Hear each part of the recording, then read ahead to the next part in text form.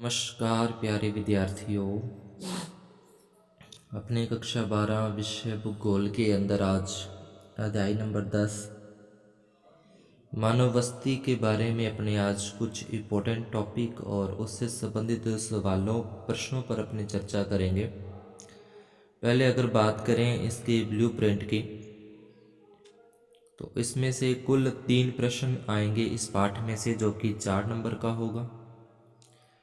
एक प्रश्न आएगा 1 नंबर का और 2 प्रश्न आएंगे 1.5 नंबर के, यानी कि 1.5 नंबर का आएगा। अब जो मॉडल पेपर जारी हुआ है बोर्ड के द्वारा, उसके अनुसार एक तो अपने से प्रश्न पूछा गया है 1.5 नंबर के अंदर कि मानव बस्ती किसे कहते हैं, और दूसरा कि ग्रामीण बस्ती के अंदर जो समस्याएं उत्पन्न हो रही हैं उस समस्याओं को अपने कैसे सुधार सकते हैं उसके प्रति सुझाव देने हैं। अब मानव बस्ती होती क्या है, किसे कहते हैं मानव बस्ती, तो ये सबसे पहले अपने को पता होना चाहिए। तो मानव बस्ती क्या होती है कि एक स्थान जो कि साधारणतः स्थायी रूप से बसा हो, ऐसा स्थान जो कि स्थायी रूप से बसा हुआ हो उसे मानव बस्ती कहते हैं। और मकानों का स्वरूप बदला जा सकता है, उनके कार्य बदले जा सकते हैं, किंतु बस्तियां समय एवं स्थान के साथ लगातार बसती रहेंगी। एक फिक्स स्थान होता है, स्थायी रूप से बसा हुआ स्थान होता है, जिसे बस्ती कहते हैं। उसके बाद बात करें बस्तियों के वर्गीकरण की, तो अपने को पता है कि बस्तियां 2 प्रकार की हैं अपने सिलेबस में, एक नगरीय और एक ग्रामीण आधार पर। ग्रामीण कौन सी होती हैं, तो ग्रामीण जिनका जनसंख्या घनत्व है बहुत कम होता है, नगरीय बस्ती की तुलना में कम होता है, और वहाँ पे रहने वाले निवासियों का जो क्रियाकलाप होते हैं वो प्राथमिक क्रियाकलाप होते हैं, यानी कि प्राथमिक क्रियाकलाप से ही वो अपने जीविका उपार्जन करते हैं। उसके बाद बात करें अगर अपने नगरीय बस्ती की, तो जहाँ का जनसंख्या घनत्व बहुत अधिक होता है और वह अपनी जो क्रियाकलाप हैं, जो भी अपने काम धंधा करते हैं, वो द्वितीयक, तृतीयक और चतुर्थ क्रियाकलाप के माध्यम से अपनी जीविका उपार्जन करते हैं।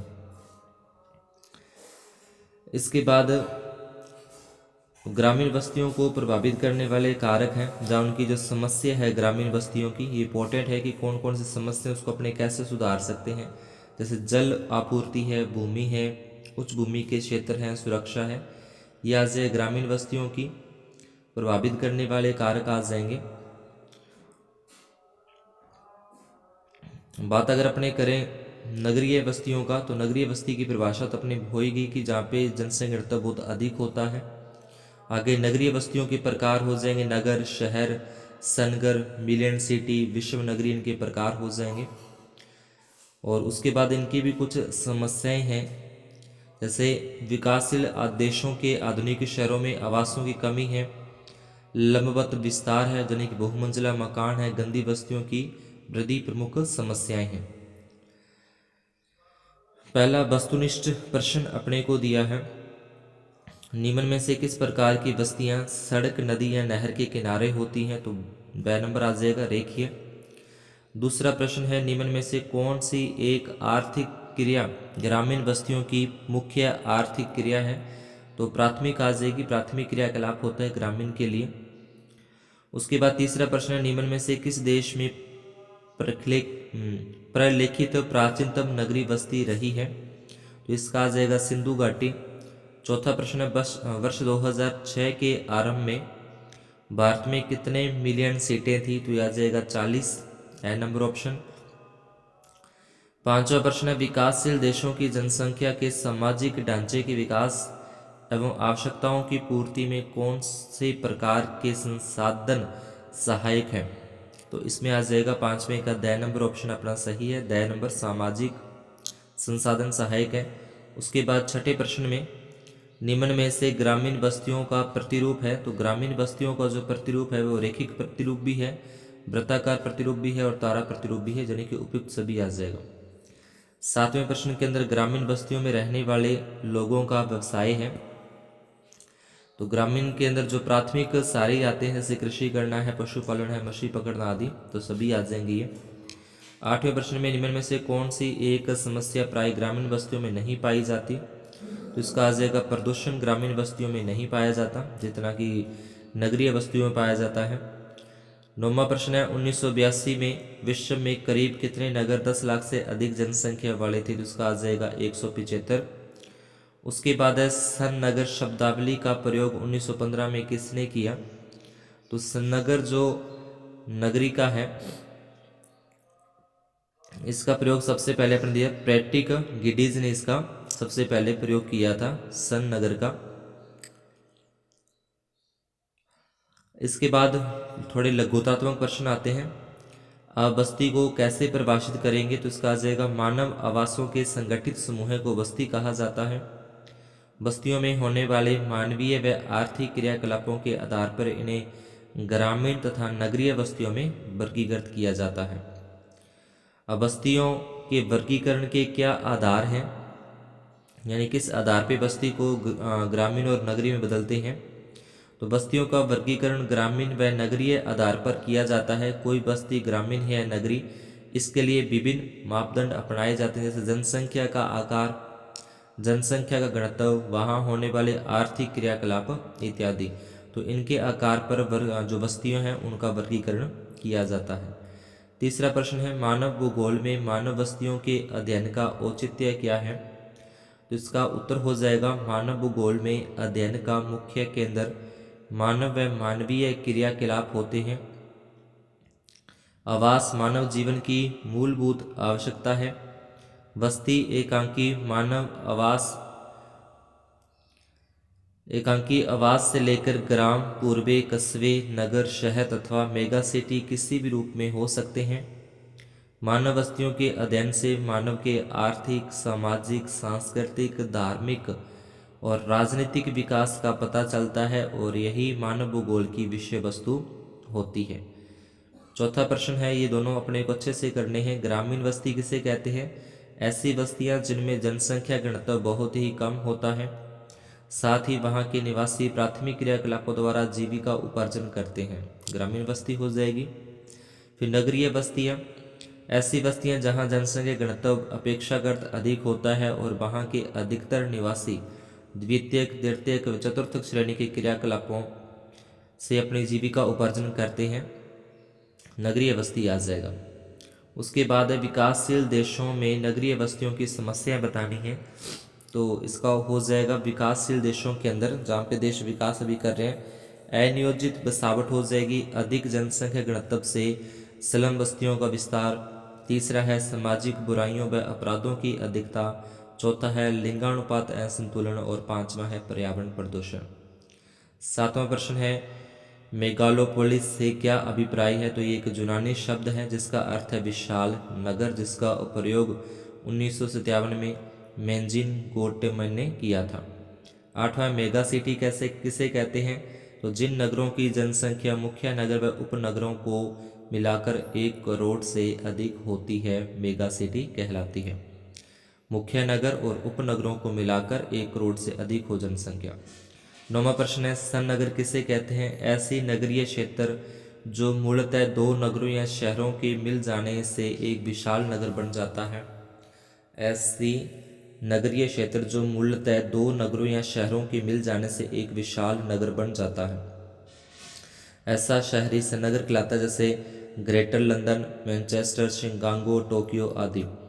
उसके बाद है आदिस अबाबा पर टिप्पणी लिखिए। तो ये हो जाएगा आदिस अबाबा अफ्रीकी देश इथोपिया की राजधानी है जिसकी स्थापना 1878 में हुई थी। आदिस अबाबा का शाब्दिक अर्थ नवीन पुष्प होता है, नवीन पुष्प। 24 नंबर प्रश्न है ग्रामीण आदिवासियों की मुख्य समस्याएं कौन सी हैं? तो ग्रामीण के अंदर जो ग्रामीण बस्तियां हैं उनकी समस्याएं कि आवागमन के साधनों का अभाव, स्वच्छ पेयजल का अभाव, विद्युत आपूर्ति का अभाव, रोजगार के अवसर नहीं होना और पांचवा सूचना तकनीक एवं दूरभाषा सुविधाओं का अभाव। ये ध्यान रखना, ये इंपॉर्टेंट प्रश्न है। 24 नंबर इस तरीके का प्रश्न समस्याएं कौन कौन सी हैं और उनको सुधारा कैसे जा सकता है ये अपने से पूछ सकता है, इसके लिए सुझाव अपने से मांग सकता है। 28 नंबर प्रश्न है, सन्नगर शब्द का प्रयोग सर्वप्रथम कब किसने किया? तो ये अपने पहले भी कर चुके हैं, 1915 में पैट्रिक गिडिज ने। और सन्नगर की जो परिभाषा है वो हो जाएगी, दो नगरों या शहरों के मिल जाने से एक विशाल नगर बन जाता है, तो ऐसा जो नगर है वो सन्नगर कहलाता है। भारत में सन्नगर के उदाहरण तो ग्वालियर आ जाएगा, लश्कर, मुरार, दिल्ली, गुड़गांव, दिल्ली, नोएडा। 30 नंबर प्रश्न है, वृत्त नगर या विश्व नगरी किसे कहते हैं? वे नगर जिनकी जनसंख्या 50 लाख से अधिक हो वृत्त नगर या विश्व नगरी कहते हैं। 31 नंबर है, मेगालोपोलिस या विश्व नगर शब्द का प्रयोग सर्वप्रथम कब किसने किया? तो सन 1857 में जीन गोटेमेन ने इसका प्रयोग किया था। फिर मेगालोपोलिस वृत्त नगर के उदाहरण कौन से नगर हैं? तो याद है great London, Tokyo, Paris, New York है, मॉस्को, कोलकाता, मुंबई, दिल्ली, चेन्नई हो जाएगा। 33 नंबर प्रश्न है, एशिया की सबसे बड़ी गंदी बस्ती कौन सी है? तो मुंबई की धारावी कच्ची बस्ती है जो इसमें सबसे है। 34 नंबर प्रश्न है, गंदी बस्तियों का प्रादुर्भाव क्यों हुआ था? नगरों में जनसंख्या तथा घनत्व में वृद्धि होने से आवासीय भवनों की कमी उत्पन्न होगी, जिसने गंदी बस्तियों के प्रादुर्भाव में महत्वपूर्ण भूमिका निभाई। 35 नंबर प्रश्न है, भारत में नगरीय बस्तियों को परिभाषित कीजिए। तो जनसंख्या 5000 और जनसंख्या घनत्व 400 व्यक्ति प्रति वर्ग किलोमीटर हो, अथवा 75% से अधिक जनसंख्या गैर कृषि कार्यों में संलग्न हो, तो भारत के अंदर नगरीय बस्ती कहलाती है।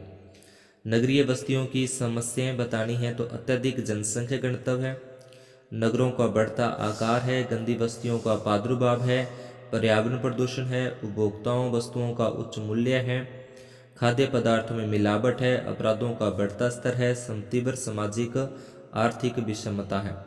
तो ये नगरीय बस्तियों की समस्या होगी। ऊपर अपने ग्रामीण बस्तियों की नगरीय समस्या थी, समस्या भी अपने को अच्छे से याद रखनी है और इनको कैसे सुधार सकते हैं उनका अपने सुझाव भी अपने को साथ में याद रखने हैं। उसके बाद 39 नंबर, ग्रामीण अधिवास के आयताकार व नाभि के प्रतिरूपों के चित्र बनाइए। और 40वां प्रश्न है कि ग्रामीण अधिवास के वृत्ताकार व तीर प्रतिरूप का चित्र बनाइए।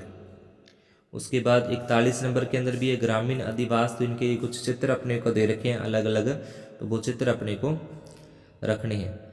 उसके बाद है सघन व गुच्छित ग्रामीण बस्तियों की विशेषताएं, तो इनकी विशेषताएं बतानी है। सघन या गुच्छित है तो ये हो जाएगा इसका उत्तर, अधिवास प्राय खेतों के मध्य किसी ऊंचे व बाढ़ से सुरक्षित स्थानों पर बसे होते हैं। दूसरी विशेषता हो जाएगी सभी आवास पास पास बने होते हैं।